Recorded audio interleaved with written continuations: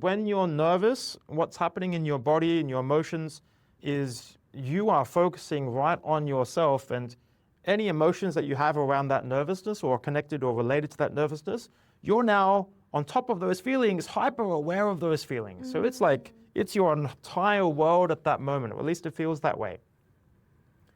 That's not what the audience is experiencing. The audience is experiencing something else completely.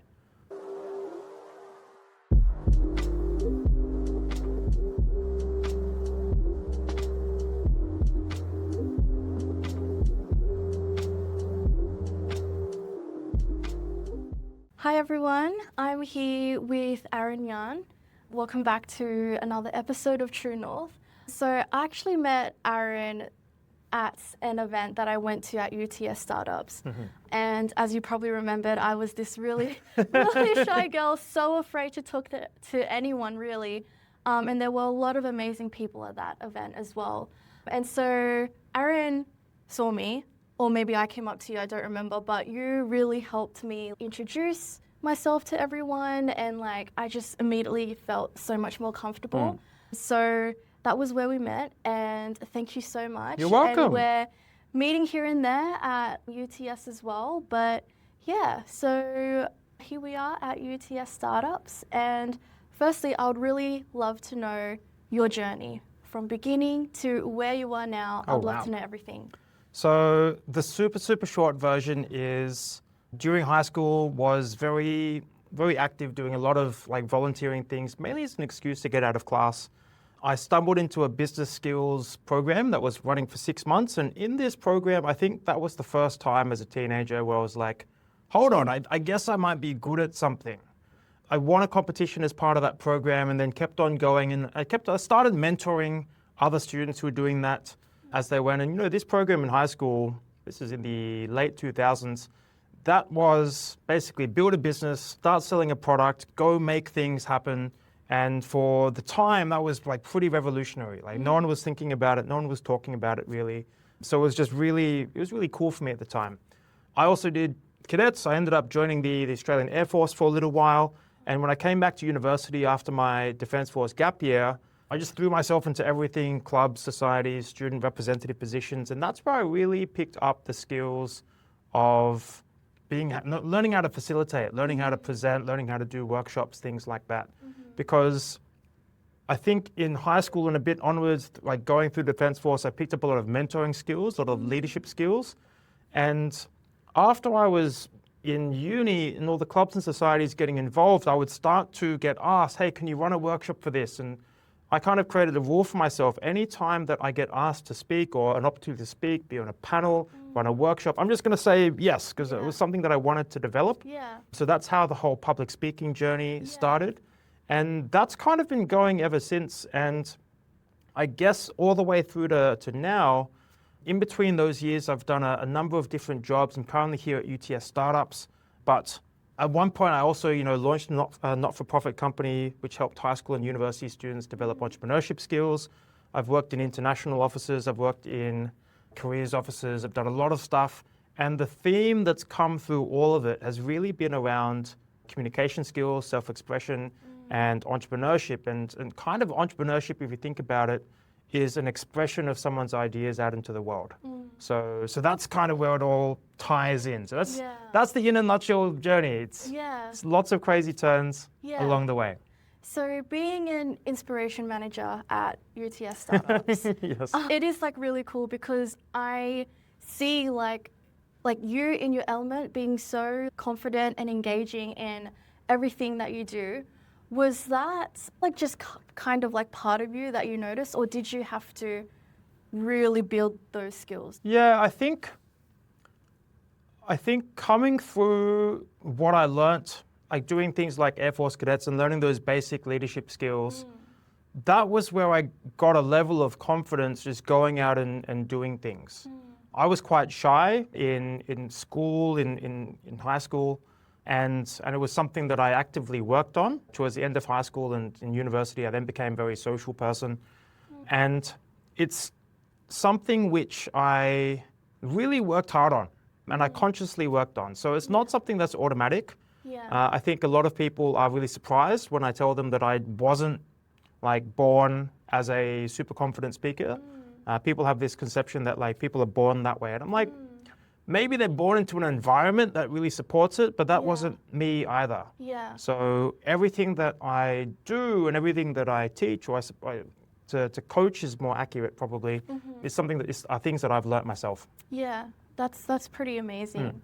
So back to the entrepreneurial side of things. I feel like the world of entrepreneurship, when you think about it, you think it's going to give you freedom and your own boss, and it's very glamorized. We don't really hear the hardships part of it. And you kind of being a part of this world, what's something that you don't really hear? I think a lot of the hardships you can hear about them if you go to the right places. So, you know, like you mentioned, my role title is Inspiration Manager at UTS Startups. And one of the things that we make sure to do here is we make sure to tell the stories about where things have gone wrong, where things aren't working.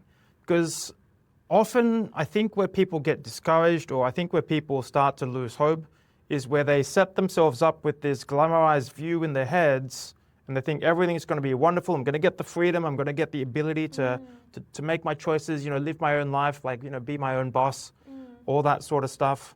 If they go in with that, and then they start taking action, they expect that they should have more results than their actions would suggest. Right. So they haven't done enough work, they haven't had enough interactions, they haven't asked enough questions, they haven't done enough. Yeah. Whereas a lot of people find that, you know, hearing about those mistakes, those errors, those journeys along the way where people have genuinely and authentically struggled, that's actually more inspiring, even though it's less glamorous. Yeah. So I think we really want to make sure that we focus on that. I think people don't get to a certain extent how much you can just go out and do things.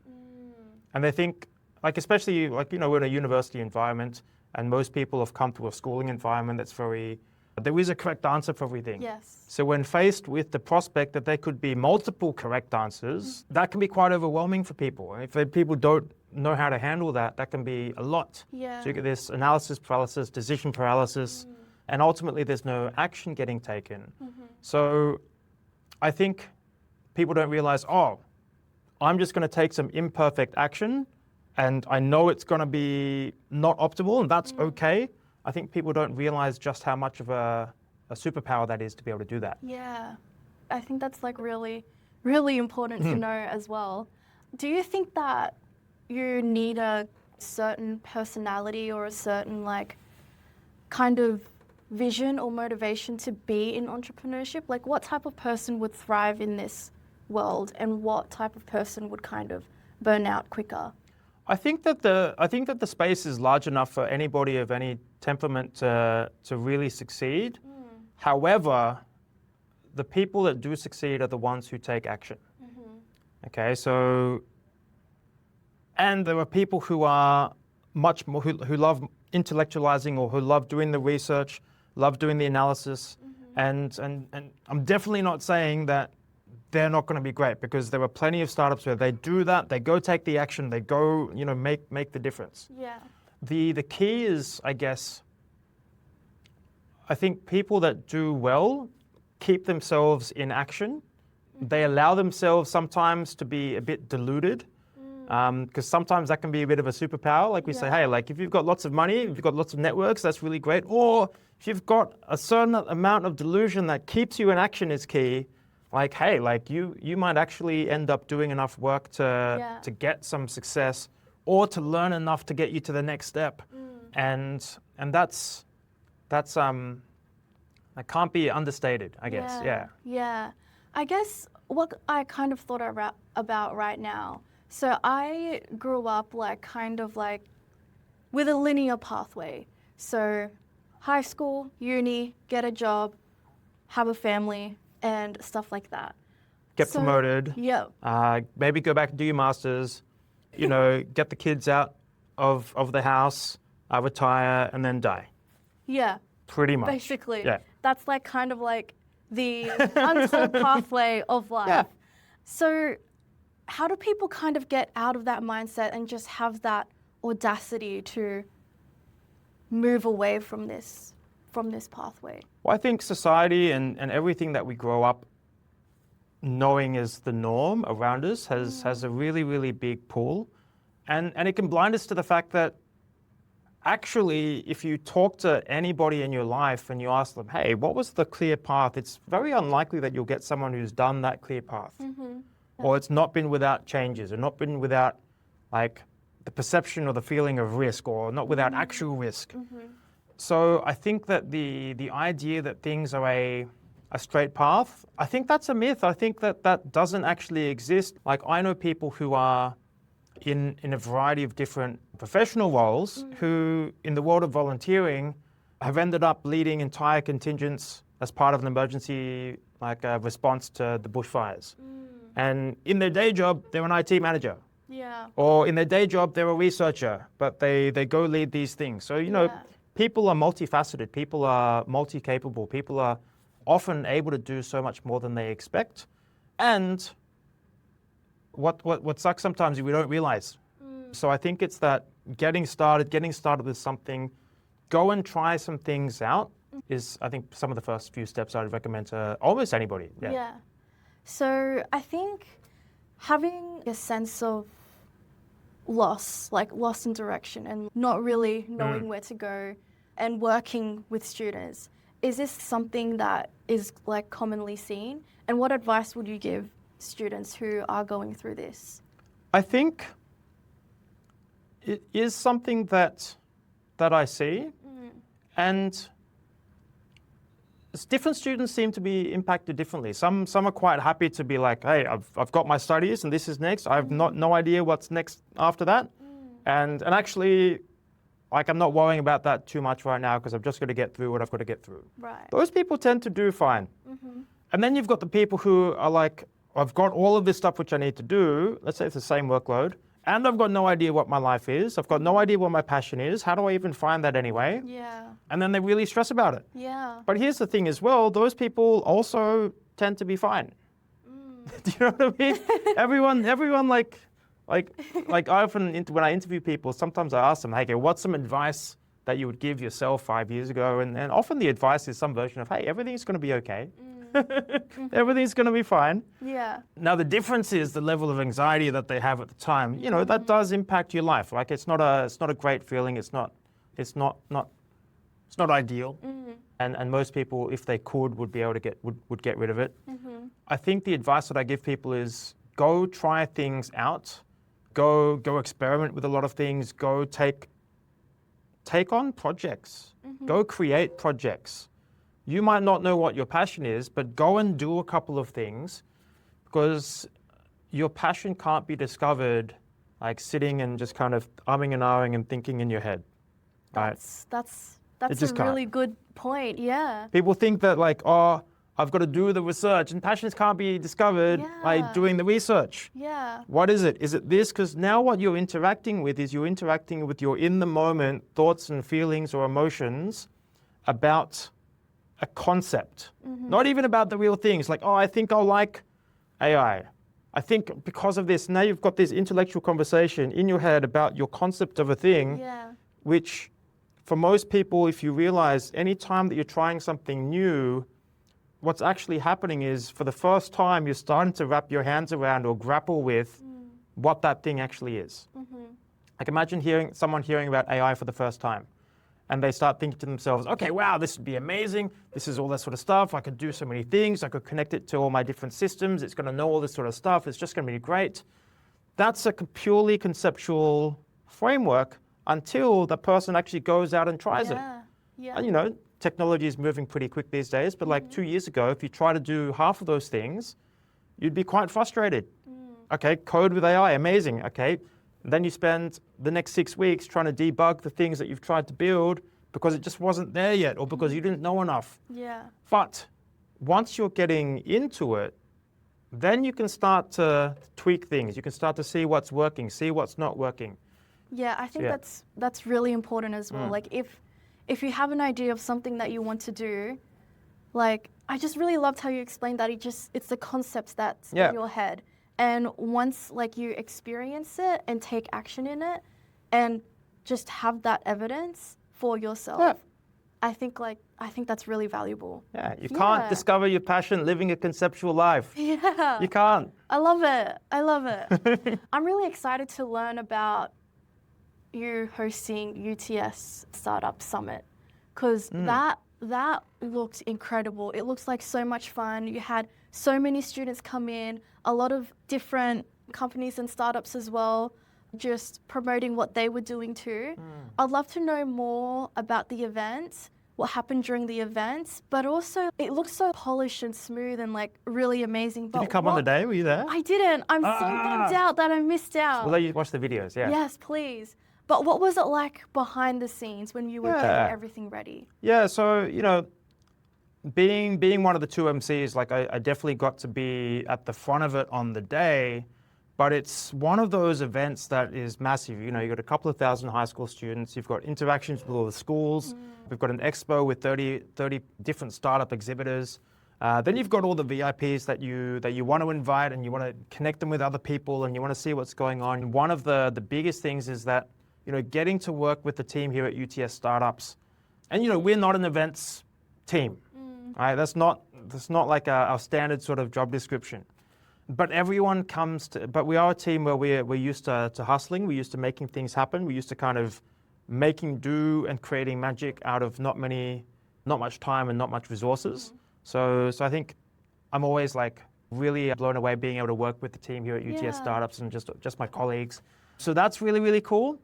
And in terms of the actual day and having it show up the way it did, one of the things that we really wanted to focus on was how do we have our event be aligned on our intention for the students. Now, what do I mean by that? We didn't want it to just be this event that just, a bunch of people come and speak and the students leave and they go, okay, that was nice. Or maybe they're like, wow, that's really cool, and they leave and they don't do anything. The intention was really that they walk away being inspired to get started right now. That they don't have to wait. Like a lot of these students are in year 9, year 10. It's a perfect time for them. And, like on the stage, I told them, hey, you're never going to have more available time than you have right now. Yeah. Like, just ask any of the adults, ask your teachers, ask everybody.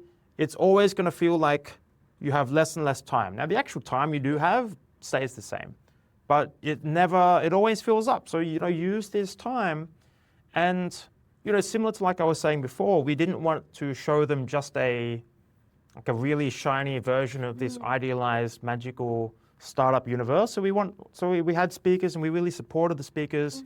I did a lot of speaker coaching for them in the lead up. And, as they're asking me questions like, how do I make sure that this is suitable for the students?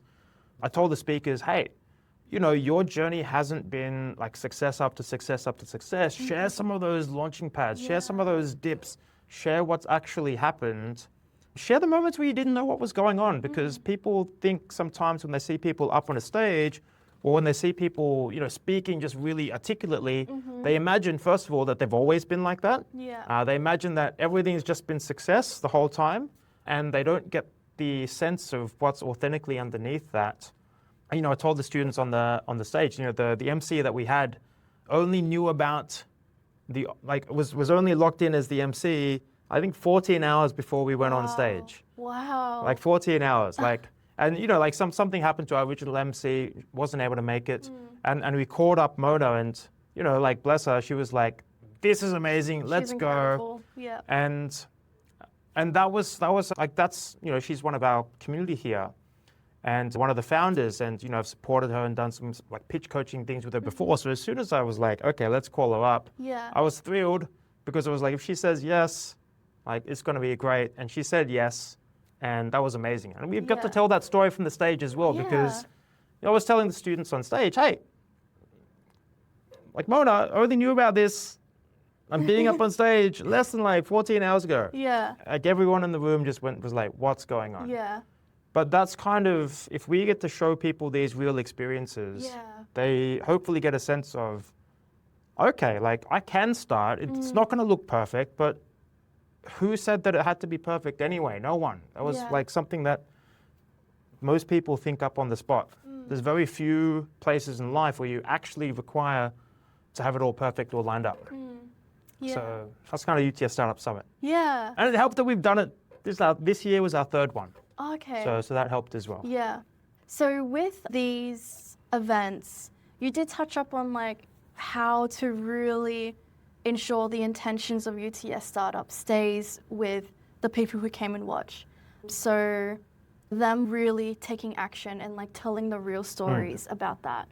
Why do you think most people don't really follow through, even coming to these really amazing inspirational events? There's a number of places to look.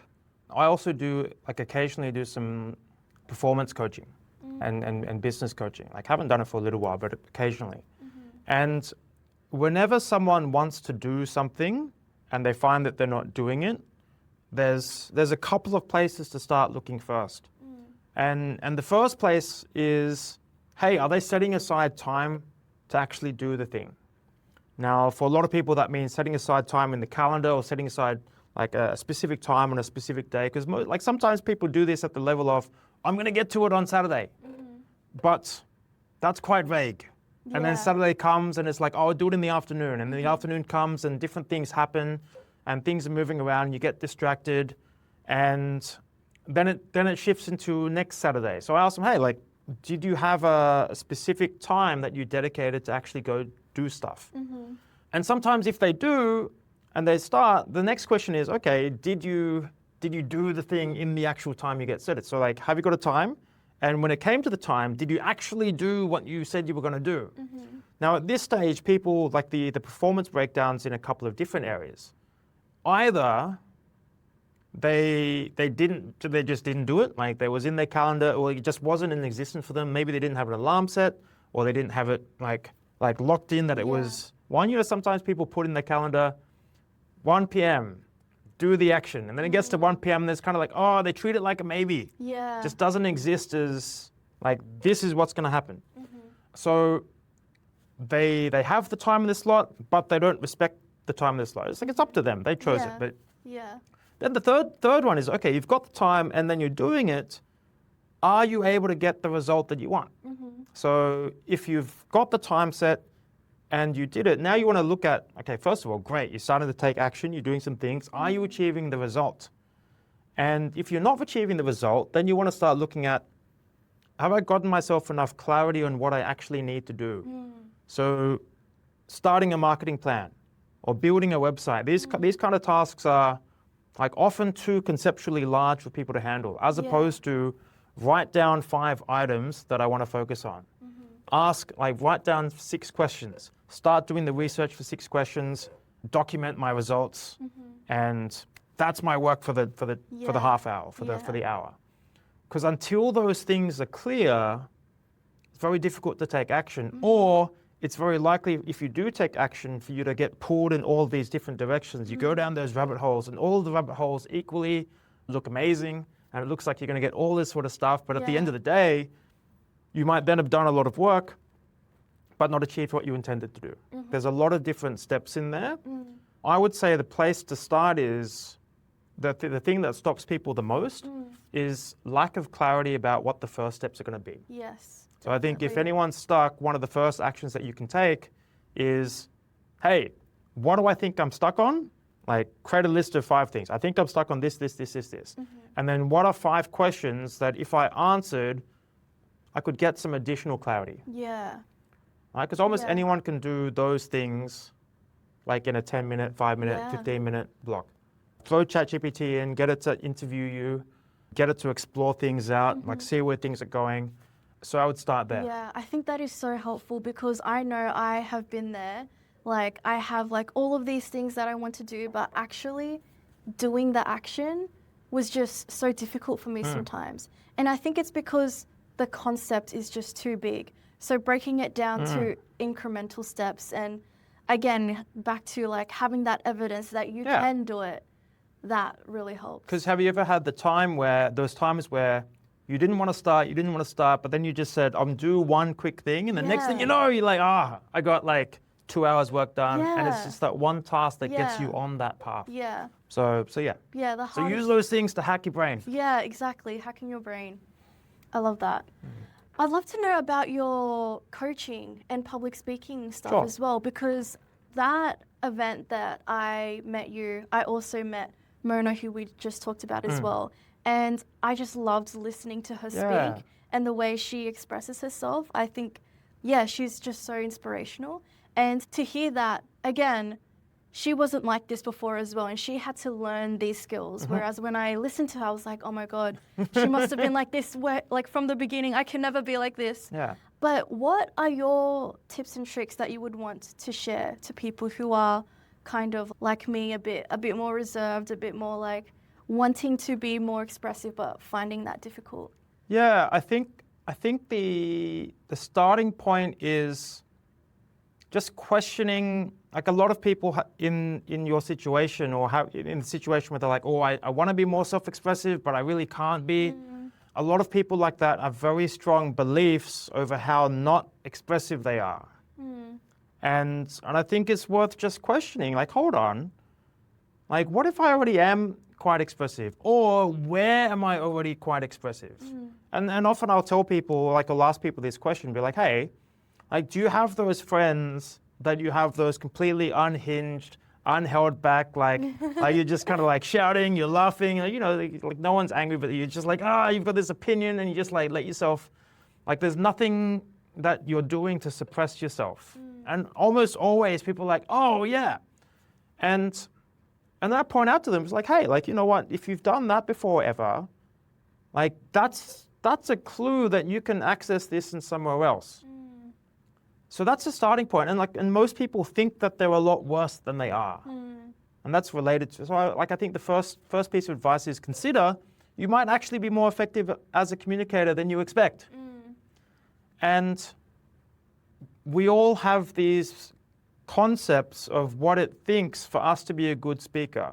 But often when I'm running a workshop, or often here at UTS Startups, and we're doing like a pitching workshop from time to time, people say, like, oh, I don't think I'm clear enough, or I don't think I've got the right words. And often international students will say, oh, I don't think people can understand me. And I point out to them, hey, like, well, actually, I just asked them to look around the room and ask.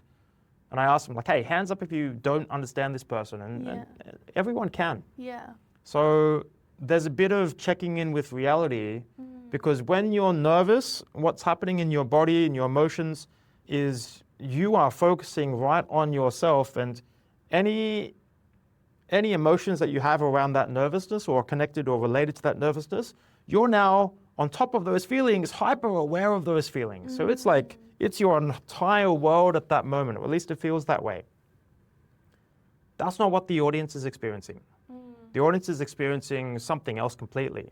So another question I often ask people is like, hey, just rate on a scale of 1 to 5, how nervous or how confident was this person? 5 is super confident, 0 is like a quivering like mess. And then I ask the person on stage, be like, hey, like how nervous did you feel? And almost always the person on stage might think that there were 1 or 2, and the people in the audience were like, no, that was like a 3 or 4, and sometimes a 5.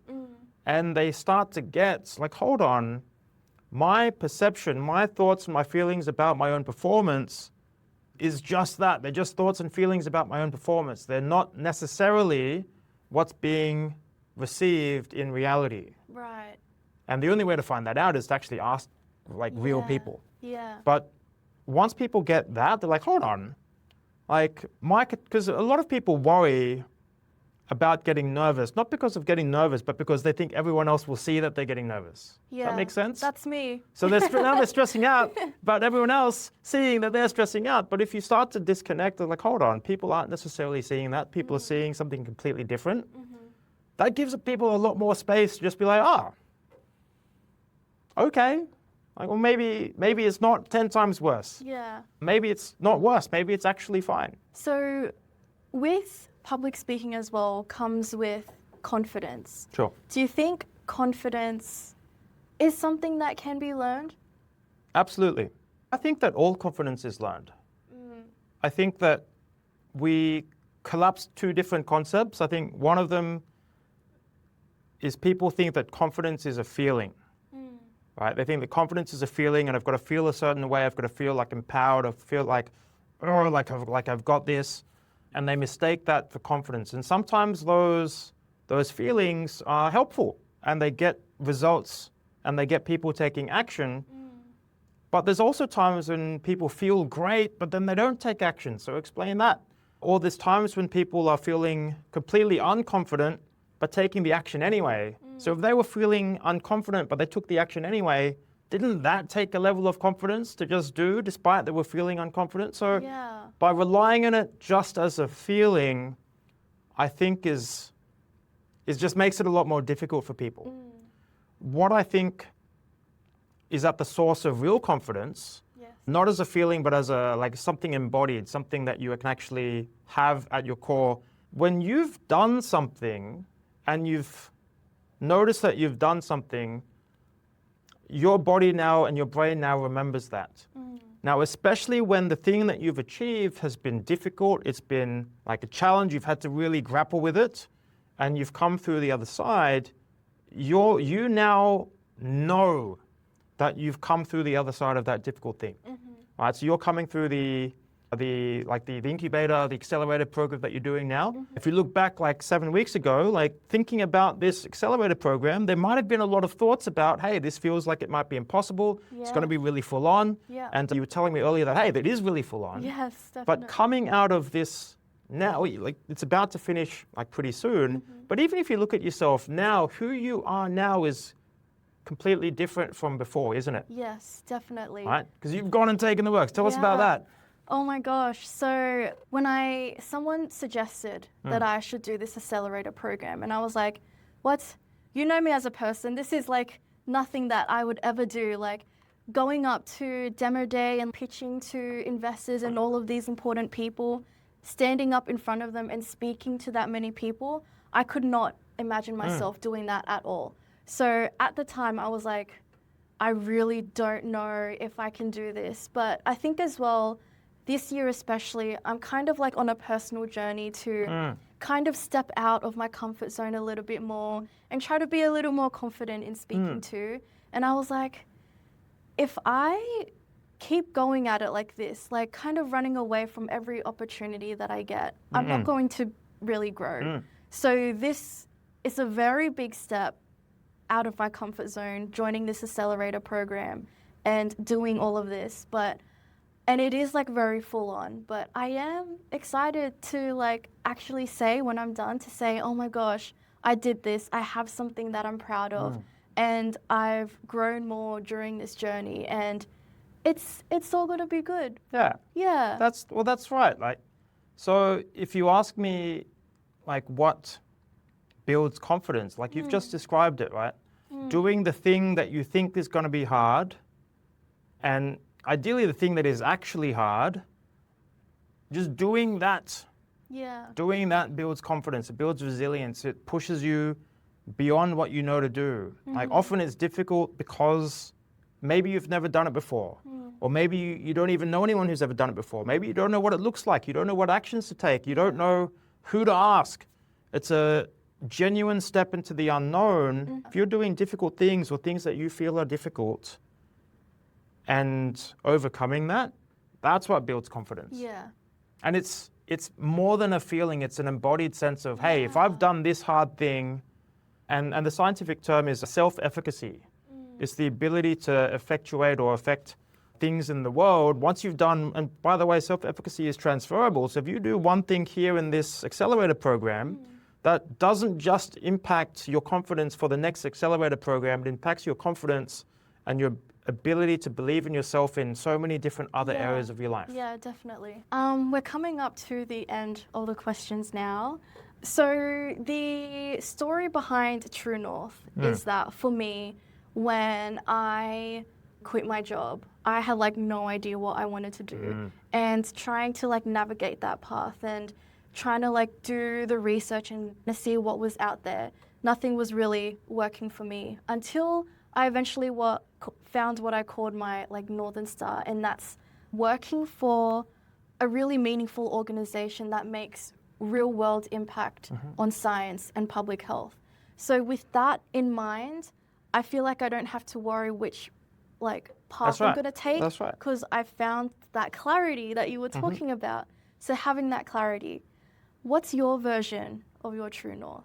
Yeah, I think I touched on it briefly before, kind of where it's converged to, but it's like, how do I support as many people as possible, like find the fullest of expressions of who they are?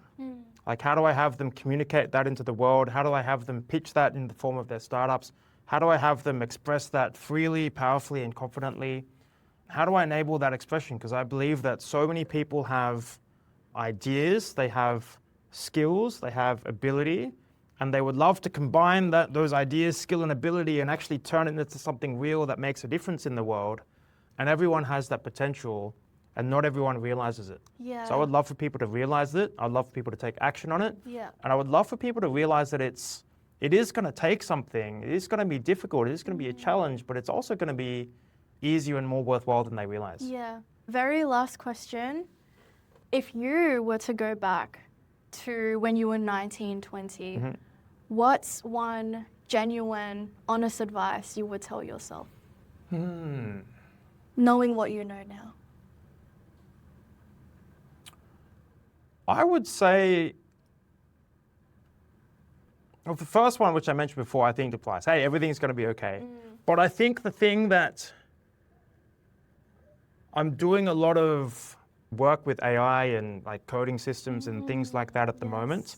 And it's revealing to me a lot of how I think really effectively, and also a lot about how I'm thinking not effectively. It just becomes really obvious because the AI system, they just do what you tell them to do. So if it's making a mistake, I've got to be like,